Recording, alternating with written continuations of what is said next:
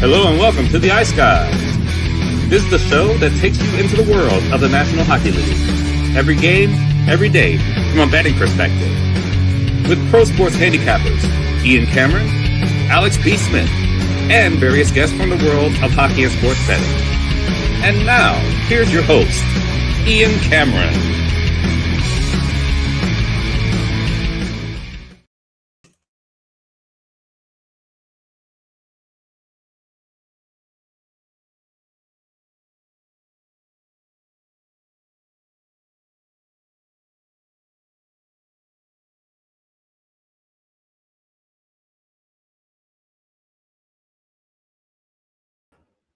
Welcome to the Ice Guys, Saturday, May the 9th. Ian Cameron with you. Nothing like trying to start the show and realizing that your camera's unplugged, but we're ready to go. Saturday, May 9th, 2 games in the NHL Stanley Cup playoffs. We've got Carolina and Philadelphia coming up, as well as Colorado, Minnesota. It's Game 4 of Hurricanes Flyers, only Game 3 of Avalanche Wild. I almost forgot that series even existed still, with the long break between games due to arena conflicts, obviously building conflicts, which is why Game 3 of the Colorado-Minnesota series is only happening tonight. But excited about the 2 games.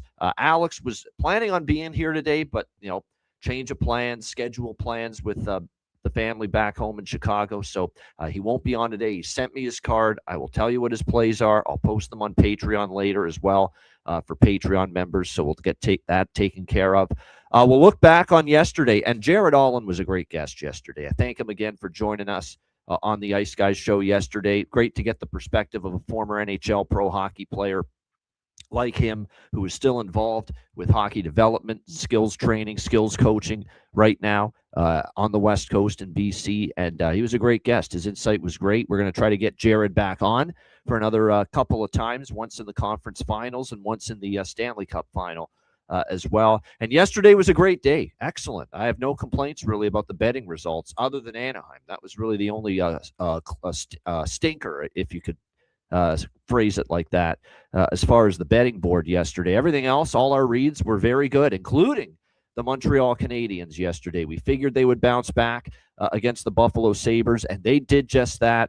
They jumped out to an early 2-0 lead in the first 5 minutes of the game with goals from Alex Newhook and Mike Matheson, and you could tell they had kind of stunned the crowd, stunned the Buffalo Sabres as well, and you could tell they just came out with force, came out with aggression, were on the puck, were winning those battles, controlled the flow, and right away you could tell Montreal was ready to play after, from their standpoint, a disappointing Game 1, and they just really controlled that game for the most part. There were instances when Buffalo had a chance to get back into the game, but like Zach Benson, who was easily, there weren't many good Buffalo Sabres players last night, but Zach Benson by far was their best player. He got the only Buffalo Sabres goal. They were down 3-0 late in the second. He gets that goal in the final minute of the second period. That goal had a real chance to be a turning point in the game for the Buffalo Sabres, because they had some legit momentum going into the third period.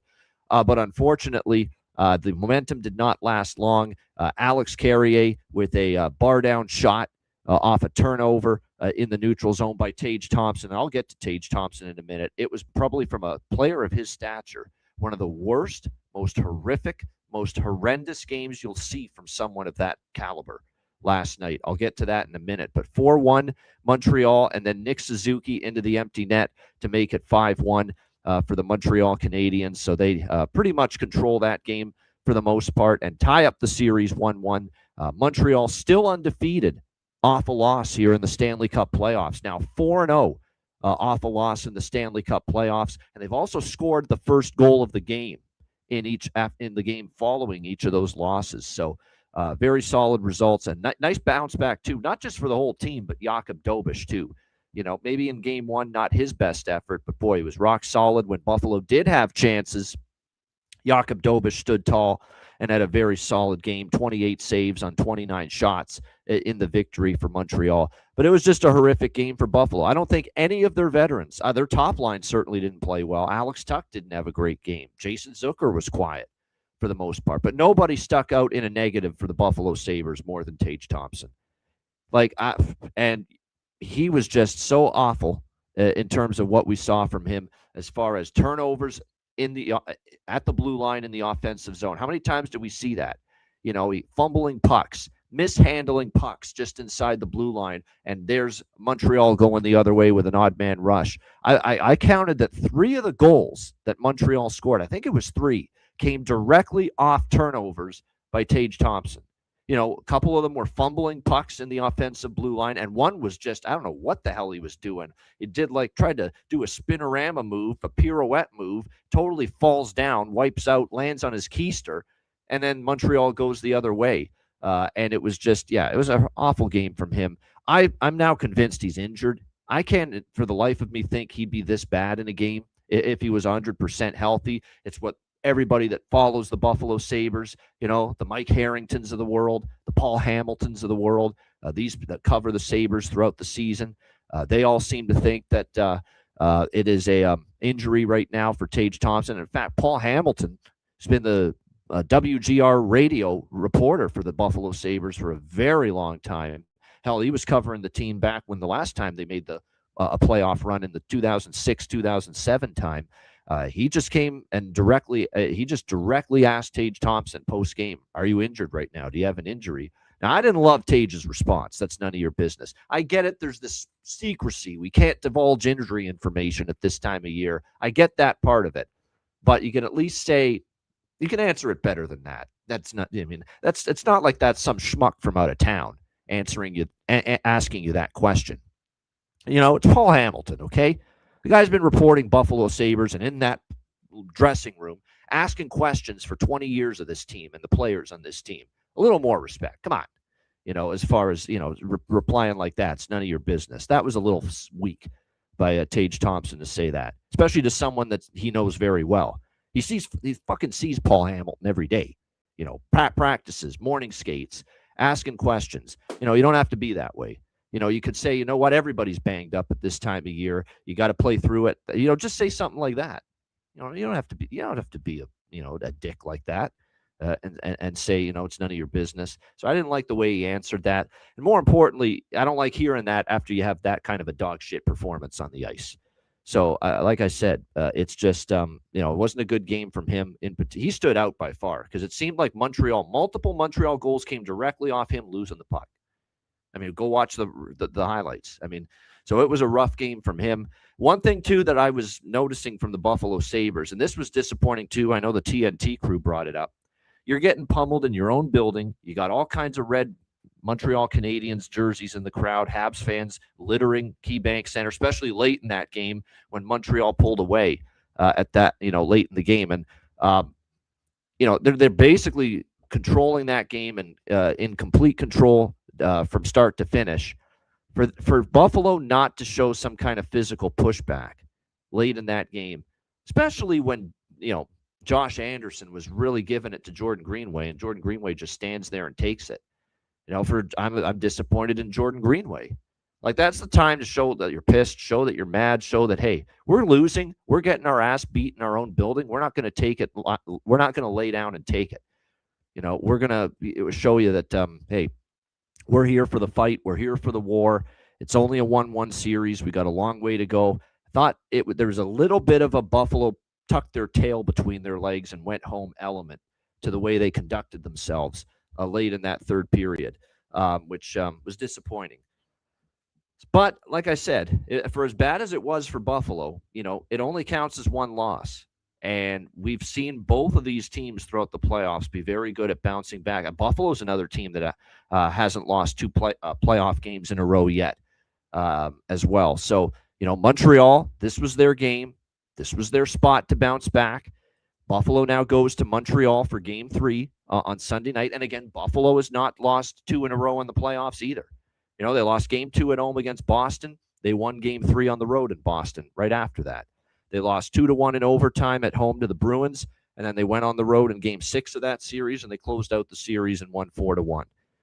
So they're 2-0 off a loss already in these playoffs, and that'll be put to the test now Sunday night for the Buffalo Sabres. And don't forget, Buffalo is a very good road team all season, and so far here in the playoffs, they're a perfect 3-0 on the road. They won all 3 road games in the first round against Boston. Now, the counter to that is Montreal's a better team than Boston. And the Bell Center is a much better environment in the playoffs than the TD Garden. And I'm not trying to throw shade at the TD Garden. The Bruins fans at home, they can they can amp it up there in their building, but not to the level of the Bell Center and Montreal Canadiens fans. So, like I said, it's Buffalo's turn to see if they've got a response now. Montreal showed it in Game 2 last night, and now it's time for Buffalo to show it last night. One thing, too, that Montreal adjusted well with and Marty St. Louis deserves credit, there was not many rush chances for Buffalo last night. There was a ton of rush chances for Buffalo in Game 1. They really did a good job, a much better job, shutting down the rush game, controlling the neutral zone, not letting Buffalo have those kind of advantageous opportunities. So congratulations to Montreal. Well done, tying up the series. And I cannot wait to see what that environment's like Sunday night at the Bell Center, especially now that they're going home off a win with the series tied at 1 game apiece. The second game last night, and of course, Montreal, with a great betting result here for the most part. We had Montreal first goal, first period, Montreal goal in the first period. We had the full game over, the best bet on the show, Montreal plus 120. So it was great to be able to cash all of those. Big profits from that game. And profits from this next game for the most part, because I had more on the total than the side. We had first period over, full game over here with Vegas and Anaheim. We cashed both of those. I did not expect Anaheim to get absolutely trucked like that, though. Give the Vegas Golden Knights credit. Anaheim actually didn't play that bad in the first period last night. 5-on-5 even strength. They actually had the better of the play, but special teams just killed them in the first period, and it killed them to the point of they were pretty much out of it after the first period.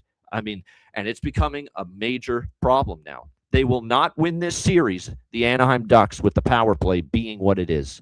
And what it is garbage right now. And it's getting absolutely dominated by the Vegas penalty kill. The Vegas penalty kill has been outstanding.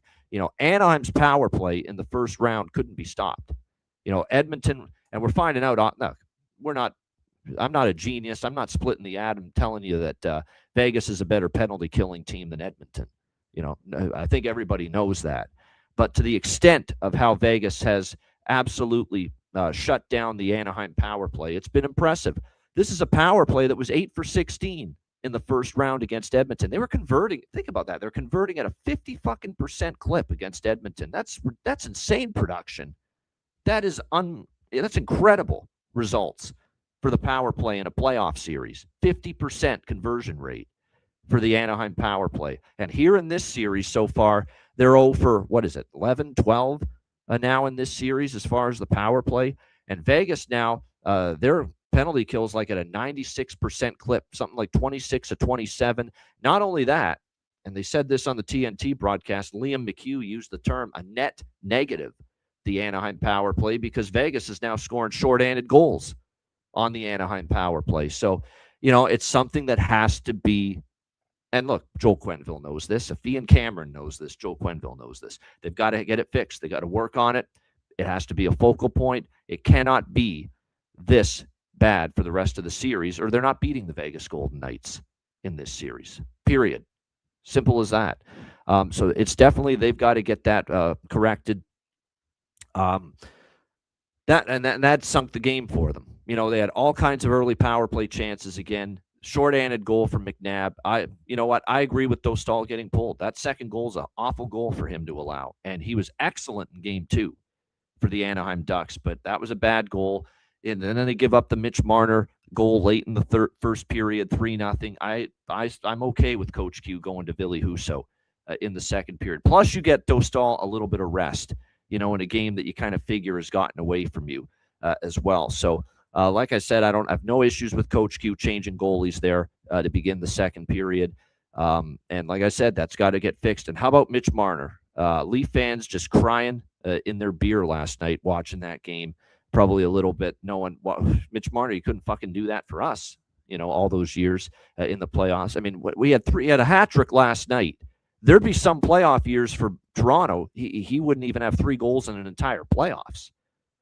And so if you're a Leaf fan, you're kind of shaking your head in anger and disgust and saying, why didn't we get this Mitch Marner for our team? there's reasons for that. I'll get to that in a minute, but let's give Mitch Marner credit. This guy has heard it for years, doesn't show up in the playoffs. Even I've given him, a lot of flack, a lot of criticism over the years, but he's been great here in this series, and he is on a big-time heater now. He's up to 13 points in the playoffs. He's leading the Stanley Cup playoffs in points now with the hat trick, the 4-point performance last night. And like I said, let's give him credit. He's been absolutely tremendous. He deserved the criticism, Russell Deck. He disappeared in the playoffs in years past, no question. But now he deserves some praise. He's playing great. And I think, you know what it is? He's insulated better here in Vegas. Let's be honest. The roster is there's more depth to it. There's more insulation, support for Marner, I think, than he had at times in Toronto. I also think, and someone brought up a good point, someone on Twitter, I forget who it was. It's an excellent point. Let's also, while it's excellent what he's doing, he's playing at a very high level. This is the Mitch Marner that, we've been hoping to see in the Stanley Cup playoffs for many years. But let's keep this in mind. This is a really salient point. Toronto, for the last several years, they've played ultra physical teams in the playoffs, right? Boston over the years, multiple times. Tampa Bay's got physicality to them. They've had to play Florida multiple times, the Toronto Maple Leafs. Physical teams that just have a way to grind you into the ice, take away your time and space, and make life difficult for their opponents, including a player like Mitch Marner. Well, Vegas in the first 2 rounds have faced Utah, young team, not nearly as physical, not nearly as stout defensively, and Anaheim, younger team for the most part, not nearly as stout, not nearly as physical. More room to operate for Mitch Marner. You're not getting pulverized on every shift out there on the ice. So I think that is a fair point. Why did he struggle so much in Toronto? I think opposition had a little to do with it. Physical, just, beat your head into the glass type teams like Tampa and Boston and Florida. Those were always the teams Toronto had to run up against in the playoffs all those years when Mitch Marner was on the team. And those were teams that made Mitch Marner pay a physical price. Do you see Utah making Mitch Marner pay a physical price? Do you see Anaheim making Mitch Marner pay a physical price here so far in these playoffs? No, not as much as those teams did when he was in Toronto. So I think from that is something to keep in mind too. Before we all say, well, he did. It's not that he didn't care in Toronto. It's not he didn't try in Toronto. He did, but he didn't get it done. And he's got to own that. But I think part of it is the situation around him, the support around him with the Leafs, not nearly as good as the support around him with the Golden Knights. And, of course, I think the opposition matters too. Like, just they made you pay a physical toll. Bruins, Panthers, all those teams that the Leafs played all those years. Multiple times, by the way. They played Boston multiple times. They played the Panthers multiple times those playoff years. Anaheim, Utah's not making you, Anaheim, Utah is not running Mitch Marner into the glass every shift. They're not doing that. Tampa, Boston, Florida, those teams did, when Toronto played them every year. So that is definitely something you have to keep in mind a little bit. But it shouldn't take away from what he's doing. He's having his best playoffs by far of his career. Hat trick last night. You know what pisses me off about the hat trick? I'm sitting in a nice spot here, and we cashed a bargain bin special with Brett Howden last night. Another bargain bin special as he gets one into the empty net late in the game. I'd be sitting in a great spot with Brett Howden to lead the series in goals, which I've got a great price with, if not for Mitch Marner. This fucking guy's going to make sure I don't cash that bet at this point with what he's doing. So that's the frustrating part. Marner's going to block me from cashing a Brett Howden leading goal scorer in the series bet. That's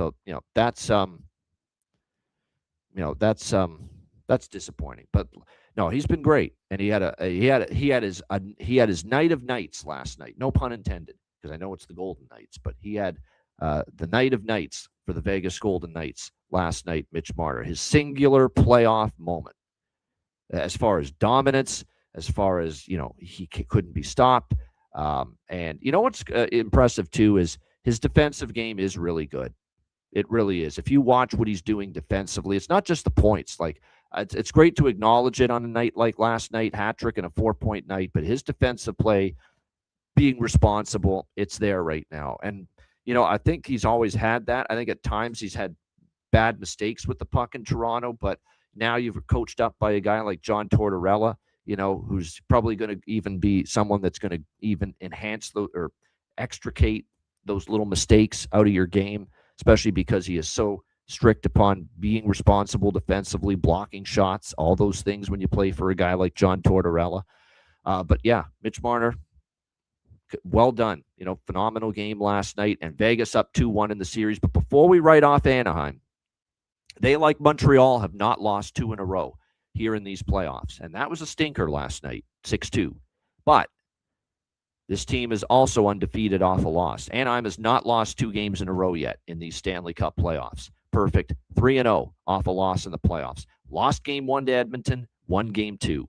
Lost game 5 to Edmonton, closed them out in game 6 of that series. Lost game 1 to Vegas, bounced back in game 2 and won.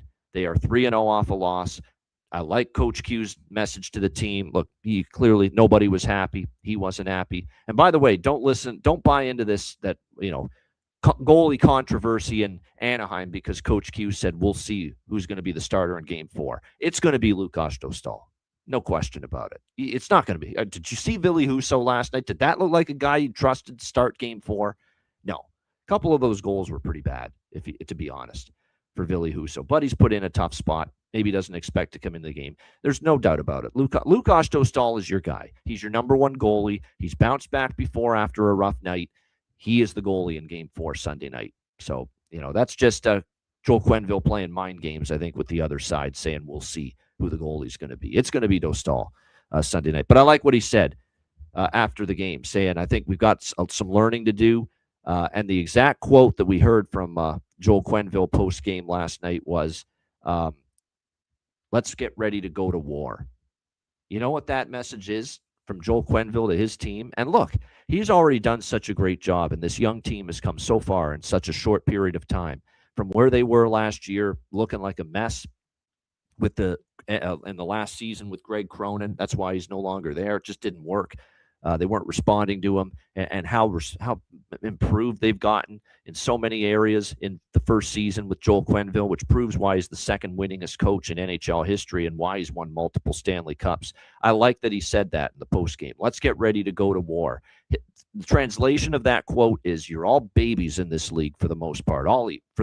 Most of you, except for Alex Killorn, except for some of the other Chris Kreider, some of the other veterans on this team. But for the most part, you're all babies in this league. Even Troy Terry. Troy Terry's never been in the playoffs before. This is new for him.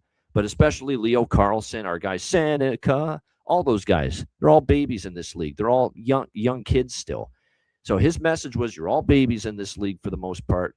Are you ready to put your big boy pants on and grow up on Sunday night in game 4 with potentially your season on the line?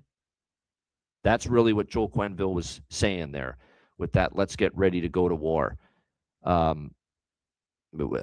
quote before at the end of the game, after the game last night. So, like I said, we got 2 great coaches here, Quenneville and Torts. Yeah, absolutely. So I'm excited to see what kind of response we have from Anaheim in game 4. I think we'll see one. Now, it doesn't mean it's going to be enough to win, but I expect a much better Anaheim team coming up on Sunday night.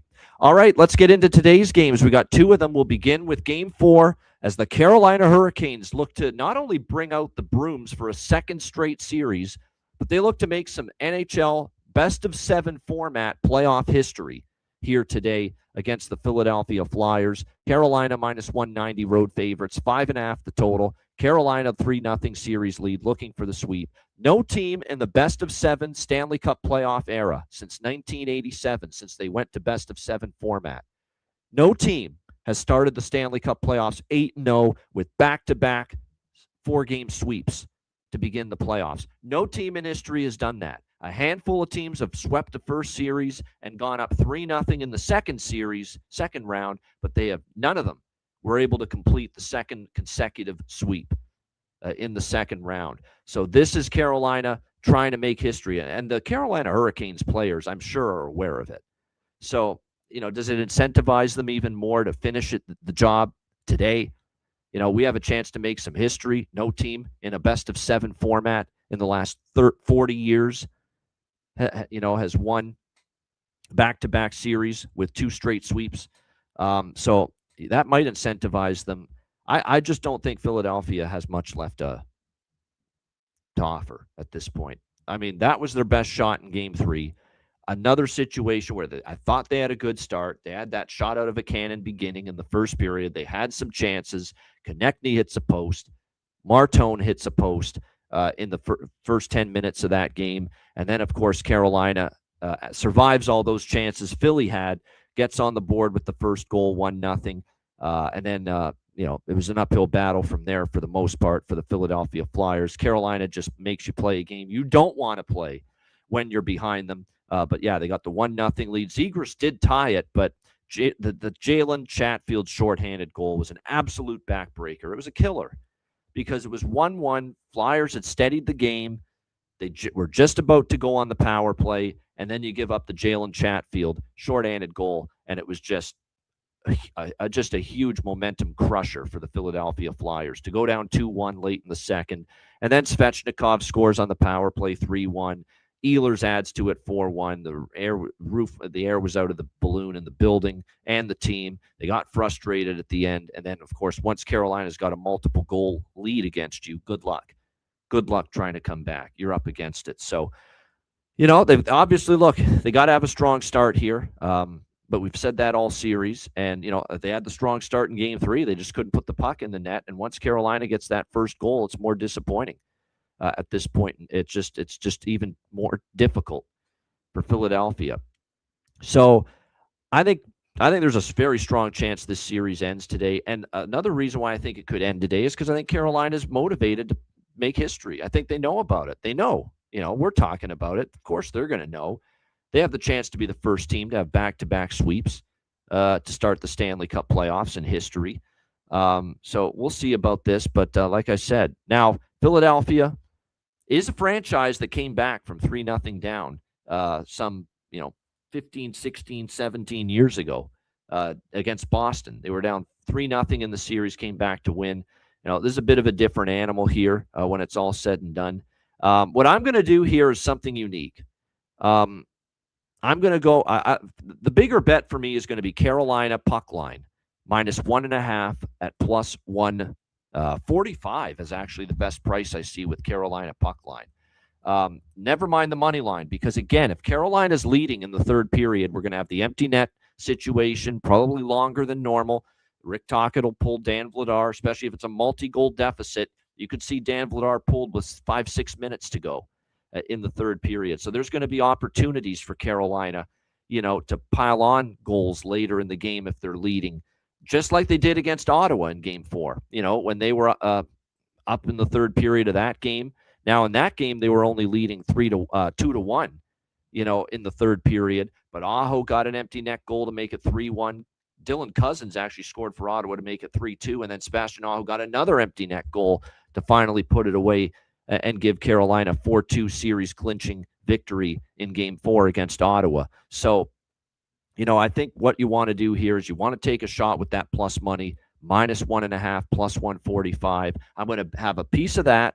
I'm going to have a very small piece of Philadelphia money line at +170 is the best price with that. And my thinking is we're going to hit one of these. And the logic is sound. You're going to get profit out of this if one of them hits. Either Philadelphia is going to somehow win this game, find a way, Vladar stands on his head, has a great game, find a way to somehow win this game and extend this series, avoid the sweep, send it back to Carolina for game 5. Or if Carolina wins, I can't see it for Carolina being anything but a 2 or more goal margin of victory because of the empty net situation. I don't think if Carolina wins, they're going to win by 1. I don't think so. I think it's going to be, 4-1, 4-2, 3-1, 4-1, 4-2, something like that. So I think this is definitely, and I have more confidence in Carolina finishing it off today than Philadelphia winning. But I know if I bet both, Philly money line +170, and I take Carolina -1.5 puck line +145, I have plus money on both of them. Like I said, Philly either wins or Carolina wins by 2 or more. That is how I see this game going. And if one of those outcomes comes to fruition, we're going to end up cashing. in this situation. So, like I said, that's the way we're going to go about it here with this. But I got a little more involved or as far as the amount with the Carolina puck line. I'm going to get involved a little bit with the over 5.5 at just small pregame at plus. I'm seeing plus 125 with that over 5.5 because it's heavily juiced to the under. Just small on that. And I will be on, of course, third period over, empty net goal at a plus price, and Carolina specifically to score an empty net goal, which is plus 185 at BetMGM. The empty net goal, just for any empty net goal to be scored, is plus 110. Again, the empty net goal props, unless something has changed, you can only bet the empty net goal props at BetMGM. But I am on the empty net goal props here, plus 110, plus 185. Third period over is actually a plus price. Third period over 2, plus 110 with the third period over here in this game. Now, I'll have much more tied up with the third period over than I do the full game over, because I think that is definitely where we're going to have our better chances here for the goals to be scored. And then as far as, you know what, another thing I'm going to be looking at too, if Carolina's leading, like in that, let's say that Ottawa game, let's say it's similar to the Ottawa game 4, they're up 2-1 in the third, betting Carolina team total over live makes a lot of sense because, again, they tacked on 2 empty net goals after that. So looking for a live team total over for Carolina if they're leading going into the third period, that's something to consider here as well. As far as props go, you know how I feel about the goal scorers that are good goal scorers. They finally score, and sometimes it's a weight off their shoulders, and they get their confidence back. And that's how I feel with Andrei Svechnikov. He finally scored in Game 3 for the Hurricanes, and I think we're going to just see that now the floodgates might open for him. He has had a ton of chances here in the playoffs. Finally sees the puck go in. You're getting plus 228. Yeah, Jordan Martinook, this is. I find Jordan Martinook can sometimes be an empty net goal candidate as well. So I don't mind plus 650 shot there, Robert, with Jordan Martinook. They were finally quiet for a game. They finally let the top line do the heavy lifting for a change. That was a better game for Aho and Svechnikov in Game 3. It was a quieter game for Taylor Hall, Logan Stankoven, and Jackson Blake, the trio that have been dominating here in the playoffs. But I do think that line is worth goal and assist props here tonight. It is tonight. It's an early evening game, but it is a night game still. Nikolai Ehlers too. Here's another guy that he's had chances, finally saw the puck go in. And I think definitely we could see Ehlers find the back of the net here as well for Carolina. It's difficult with Philly to bet props because they're just having such a difficult time scoring goals. But I would say Alex Bump. Alex Bump, I thought in Game 3 had a bunch of chances for the Philadelphia Flyers. I thought he played a pretty good game. He was impactful. He was noticeable. He was getting some opportunities. He was getting some good scoring chances. So I think if I'm going to look at anyone in the Philadelphia direction, Alex Bump, I think, is going to be worth Martone as well. In fact, that line was clearly, in my opinion, more dangerous than the Forster, Dvorak, Konechny line for the Philadelphia Flyers. And I don't know if we got much from the other lines. Grunstrom, Barkey, and Mishkov were pretty quiet.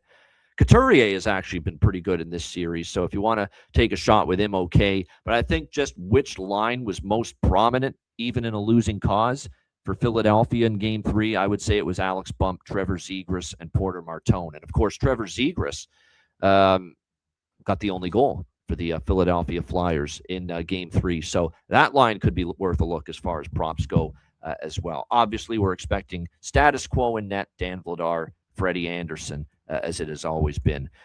Wow, the series that we thought no longer existed. They're finally back in action and playing Game 3 tonight between the Colorado Avalanche and Minnesota Wild. Colorado minus 130, road favorites here in Game 3 as the scene shifts back to Grand Casino Arena in St. Paul. We've got Colorado minus 130, road favorites, 6.5 the total. There are a couple books that have 6s with the total, but most books are currently listing this at 6.5 as far as the total. Obviously, Colorado leading this series 2-0. I've been clear and on record here when it comes to Minnesota. No Joel Eriksson, no Minnesota. It's that simple. If he doesn't play, there's no chance in hell I'm entertaining a bet on the Minnesota Wild tonight. None at all. He has to play. He has to be in. I think he's going to play. Hasn't been declared yet. He was on the ice for practice yesterday for the Minnesota Wild. He's going to be a game time decision.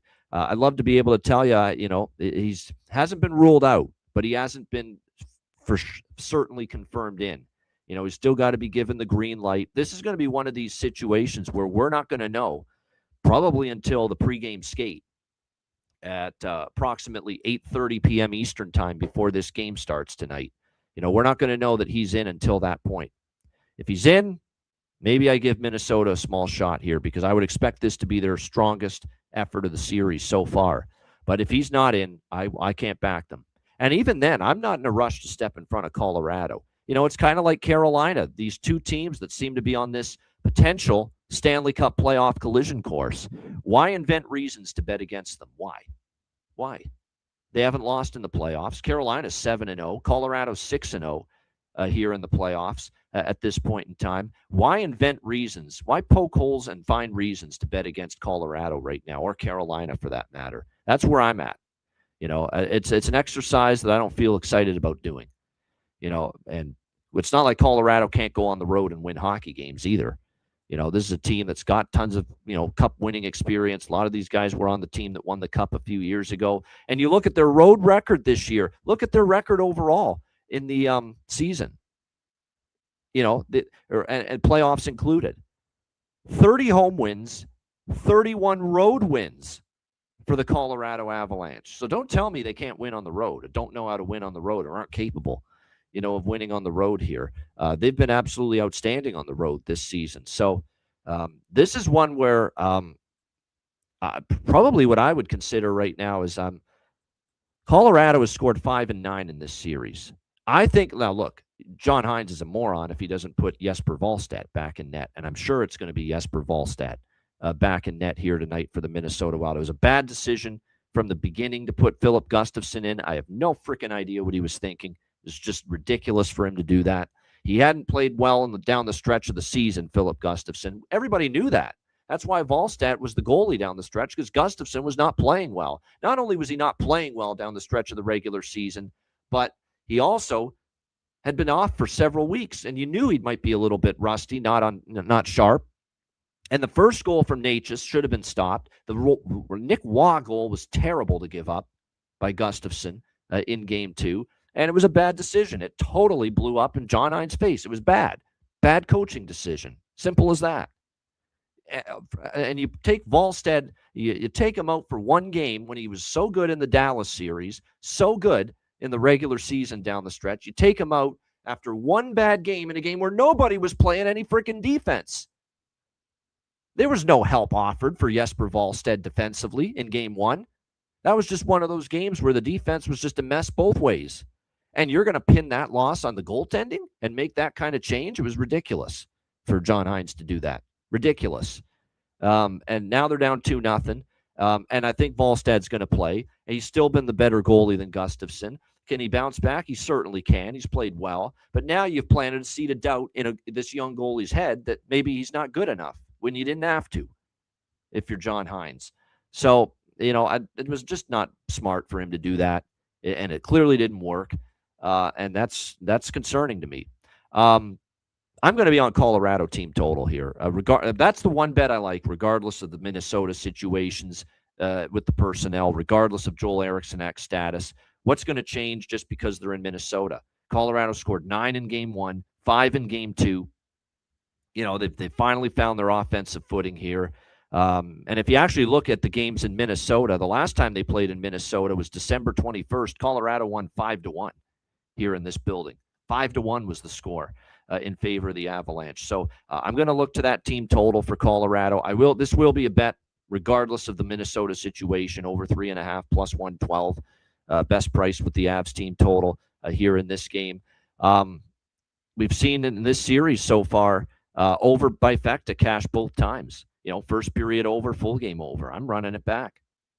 I mean, I'm disappointed I got cold feet on the over in Game 2. I said, well, they're going to tighten things up, 15 goals, 9-6. Both coaches are not going to want that again. It needed an empty net goal to get over from Nichushkin at the end of the day, but there was still a pretty good pace in that game. Now, I thought both teams did improve defensively, but not to the point where, I think this is all of a sudden going to just degenerate into, 3-1 type of games. Not with these two teams right now. So I'm going to rock with the over by Fecta here and Colorado team total over in this game. And we'll see with Eriksson Ek. If Eriksson Ek's in, I might go Minnesota first goal, first period, though. I mean, that's about the only thing I like with Minnesota. If you're going to take Minnesota, I say look at them early. Look at them goal in the first period, even to be safer. Because we saw in game 2, when Minnesota was off that 9-6 loss, Colorado still scored the first goal of that game. So maybe I don't feel as good about Minnesota first goal, first period. But Minnesota goal in the first period with a 2-0 deficit, game 3 at home, backs against the wall. It's a gotta have it game for the Minnesota Wild. I don't mind looking at Minnesota goal in the first period. The problem is the price on that right now is minus 150 at FanDuel. I'd like that price to drop a little bit. That's probably something I'm going to bet live in the first period. I don't want to lay that price with it. I'd look for something that minus 120 or better if I were to bet Minnesota first goal, first period. But there's absolutely no chance I'm taking Minnesota money line unless Joel Eriksson Ek plays. And again, they are 1-8 in the last 9 playoff games without Joel Eriksson Ek in the lineup. That's how significant he is to this team defensively. I mean, the results don't lie. You think, it's only one player. It's a very important player. Face-offs, defense, penalty kill, gives you offense too. That's what Joel Eriksson Ek does for the team. And like I said, the proof is in the pudding. They're 1-8, this Minnesota Wild franchise, in their last 9 playoff games without him. So, like I said, he'd have to be in for me to be any sort of enthusiastic about backing the Minnesota Wild here tonight in Game 3. As far as props go here for Game 3, yeah, I mean, people in the chat here, I see Ryan Hartman's name coming up. No argument. I'm a big Ryan Hartman fan. Just don't take the stupid. He's going to take a dumb penalty again. You just know it. It's one a game. One a game where it's like, really, Ryan Hartman, you're going to take that kind of stupid penalty? Where the fuck is your brain at? He always gives you one of those every single game for the most part, Ryan Hartman. But like I said, he's played well. He's gotten points in both of the first 2 games of this series. He has points in 4 of the last 5 games, 6 of the last 10 games. So anything and everything Ryan Hartman makes sense as far as, and I think a goal prop might be worth a look. He didn't score last game, but he did have an assist. So the point prop you could bet, or you could just bet Hartman goal, Hartman assist, which is essentially the same thing as betting the point prop. That's something that I think is worth a look here in this game tonight. We got a 5-game point streak for Gabe Landeskog for Colorado. I don't know how you don't keep betting him. He's been excellent here in these playoffs for the Avs. 5-game point streak. So whether it's the point prop or goal and assist, that is what I would look at as far as Gabe Landeskog. Nazem Kadri for Colorado's on a 3-game point streak. Even money for him to get a point here tonight. Marcus Johansson, believe it or not, 2-game point streak for the Minnesota Wild. Valeri Nichushkin, we've been waiting for him to get going. He had the empty net goal in Game 2. He had a point in Game 1 as well. Call on me, Valeri Nichushkin. 2-game point streak, and his point prop is in the plus 150 range. Danila Yurov for Minnesota, believe it or not, points in back-to-back games. I'm seeing plus 240, 250 for him to get a point. I mean, that's pretty good value there. Ross Colton for the Avs has points in back-to-back games. You're seeing plus 260 for him to get a point tonight in this game. That's just to get a point, which is a phenomenal price. Like, when you start talking plus 260, you're like, okay, you mean to score a goal? No, Ross Colton is plus 260 to get a point. Danila Yurov, and both of these guys have points in each of the first 2 games of the series. They're plus 240, plus 260 to get a point. So, that is absolutely incredible value. There's no doubt about that. And then as far as goal props, McKinnon's on a 3-game goal scoring streak. Marcus Johansson for Minnesota. How about him scoring in each of the first 2 games of this series for the Minnesota Wild? You can get plus 500 with him here to find the back of the net tonight in Game 3 of this series. And he's been, I know he's not always our good Minnesota Wild friend of the show, Terry Edelman's favorite player, Marcus Johansson. But with Urov and Boldy, he's had a nice little series so far for the Minnesota Wild entering tonight here in Game 3. As far as shots on goal, Matt Boldy, I think this is the night to get in on Matt Boldy over 3.5 shots on goal. I know last game he didn't go over 3.5 shots, but back in Minnesota, I think he's been a high-volume shooter at home especially. So Matt Boldy over 3.5 shots on goal. I think this could be the night to get back involved with that. Vladimir Tarasenko has gone over 1.5 shots 3 straight games. Natchez over 2.5 shots 3 straight games. Nathan McKinnon over 3.5 shots in 3 straight games. Ryan Hartman over 2.5 shots in 2 straight games in this series. Nazem Kadri over 2.5 shots on goal in each of the 2 games as well in this series. So those are all something to pay attention to here as well. And one thing, I just get that feeling too tonight, and it's a Quinn Hughes night to find the back of the net. It just is. I remember that Dallas series. I remember, obviously, Game 6 here in this building at Grand Casino Arena against the Dallas Stars in that series-clinching game. We saw Quinn Hughes rise up and play one hell of a game for the Minnesota Wild against the Dallas Stars. Got the first goal of the game, got the what ended up being the game-winning goal in the third period of that game. Now, the game-winning goal, he banked it in off players in front, but nevertheless, he had a tremendous game in a big spot at home in this building, and it feels like this has got to be a night where Quinn Hughes makes a difference for the Minnesota Wild if they are going to win this game and if they're going to get back into this series. So I think Quinn Hughes' goal prop is worth a look tonight. I just got that feeling here tonight at home. He's got to have a big game. He's capable of it. We'll see if he can bring it here for the Minnesota Wild tonight in this one. Before we wrap it up, too, I just want to mention one more thing about the Carolina-Philly game. Logan Stankoven, I think a lot of us liked his shot prop the last game, and I think he only ended up with 2 shots on goal. He finally stayed under 2.5 shots on goal. I think that broke up, that ended a 6 consecutive game streak of him going over 2.5 shots on goal. I'd consider coming back to it here tonight. I really would.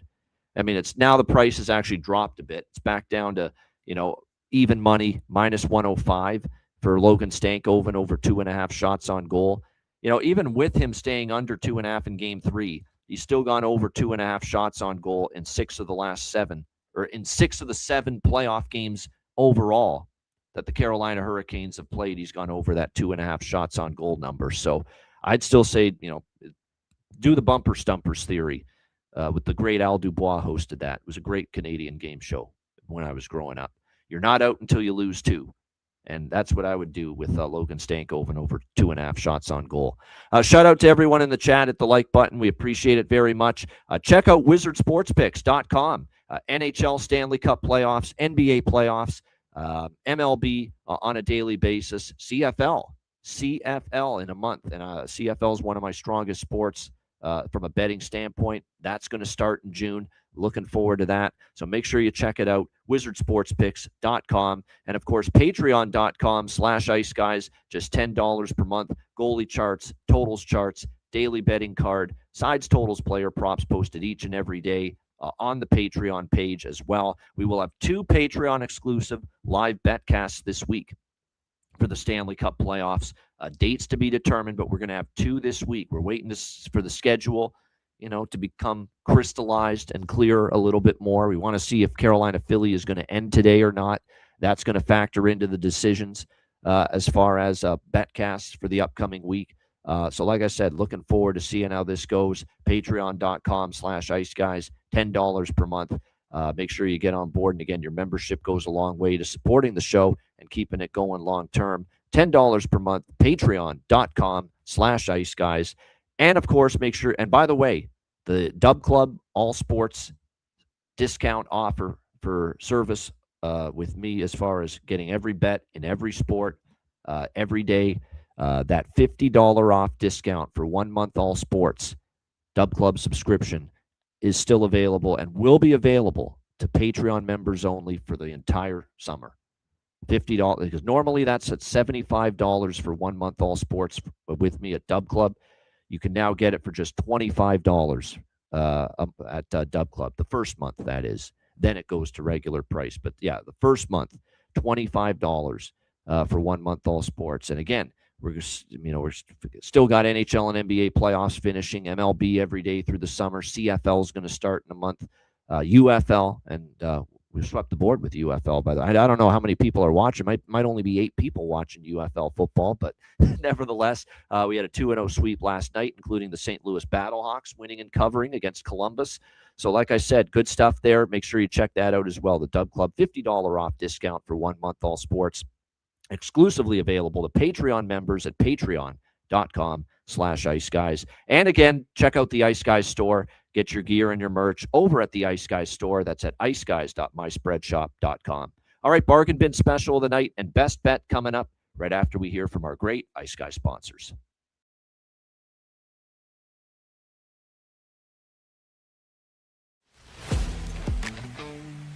Wizard Sports Picks, featuring the finest handicappers in the universe. Sharp insights, trusted picks, and relentless results. We strive to help you become consistent winners. This is Wizard Sports Picks.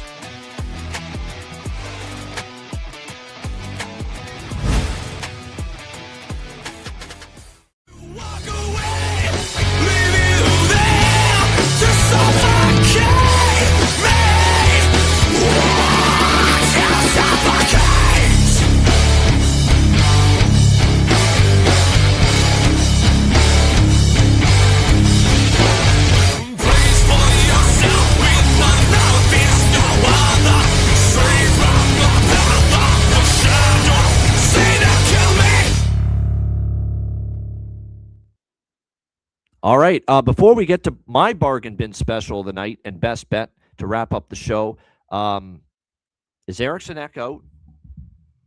I'm seeing Benji reporting that in our YouTube chat right now. He is out. No Eriksson Ek, no Brodin. And Bogosian is back after missing game 2. Oh, whoop-de-doo. I don't mean to disparage Zach Bogosian, but come on, this is not Zach Bogosian of 10 years ago. His best days are behind him, for crying out loud. Did not confirm tonight's starting goaltender, but I'm sure it's going to be Wallstedt. But yeah, no Joel Eriksson Ek. That stings. That stings. They're 1-8. I repeat, they are 1-8 in the Stanley Cup playoffs without Joel Eriksson Ek. Like I said, that's unfortunate. Good stuff. Not good stuff for the Minnesota Wild, but good stuff that I know that, before we wrap up the show. Anyway, bargain bin special of the first of all, Alex's bets. He sent them in to me. He's on Carolina, Philadelphia, empty net goal, plus 110. Carolina to get an empty net goal, plus 185 as well. And then in the Colorado-Minnesota game, he's on first period over 1.5, minus 124, and first period both teams to score at plus 176. And yeah, both teams, that's another thing too. Both teams to score first period is cashed in each of the first 2 games in this series. So that is definitely something to keep in mind as well. All right, bargain bin special of the night. First of all, I'll give you Alex's bargain bin special. He's going to go to a guy that scored in game 2 for the Colorado Avalanche, Nick Waugh for Colorado, plus 550 is Alex B. Smith's bargain bin special of the night. Nicholas Waugh, Colorado, plus 550. Actually, plus 600 at DraftKings is the best price currently out there. Plus 600. Nick Waugh for Colorado, bargain bin special of the night for Alex B. Smith. And my bargain bin special of the night for tonight, I'm going to go with 2. And yes, one of them is what Robert's talking about here. Give me Jackson Blake, plus 340. We're going to give Jackson Blake another shot here for the Carolina Hurricanes, plus 340. That'll be my first bargain bin special. The second one from the Colorado-Minnesota game. And they brought him in for games like this, backs against the wall moments, games you got to have to make it happen, step it up. And even though I don't love their chances of the team winning this game without Eriksson Ek, I'm going to go with Quinn Hughes for the Minnesota Wild, plus 500, the best price out there for Quinn Hughes to find the back of the net and score a goal tonight for the Minnesota Wild. I like it. I think he's got to have that game 6 versus Dallas type of game tonight here at home against the Colorado Avalanche. So Quinn Hughes, Minnesota plus 500 for my second bargain bin special. So Jackson Blake plus 340 Carolina, and Quinn Hughes, Minnesota plus 500 for my bargain bin specials of the night for this Saturday. All right, best bets. Alex's best bet is third period over 2 plus 110 Carolina, Philadelphia. So third period over 2 plus 110 Carolina, Philadelphia for Alex's best bet here for this Saturday slate. My best bet here for this Saturday slate, I am going to just go with the, you know what? I'll go with the Carolina puck line here. I think it's over. I'm on Philly money line too, but that's a little smaller bet. I just think it's done. I think it's finished for Philadelphia. I think the will's going to be there, but I think Carolina chasing this history gets it done. Chance to be the first team ever back-to-back consecutive 4-0 sweeps in the first 2 rounds of the playoffs. Pretty tantalizing price. -1.5, plus 145 for the Carolina Hurricanes. A little puck line, a rare puck line best bet for me here on this Saturday NHL slate. Shout out to everyone in the chat. Hit the like button. We appreciate it very much. And like I said, we're back with you tomorrow on the show. Yeah, the team total is another good option too, Robert. I could have went team total, but I decided, you know what, I'll go for the bigger payout with the puck line. But team total over 3.5 is certainly a good option. And again, remember what I said. If Carolina's leading after the second period, live team total over for Carolina will probably be worth a live bet at that point as well. A reminder, the Ice Guys is live 7 days a week, Monday to Friday, 2 p.m. Eastern, Saturday, Sunday, noon Eastern. And if you can't watch the show live, download the Ice Guys podcast in audio form on all major podcast platforms, Google Podcasts, Apple Podcasts, Spotify, Stitcher, iHeartRadio, Amazon Music, and more. Download the Ice Guys podcast when you can't watch the show live. And Jesper Wallstedt is confirmed in net. Just saw that a moment ago.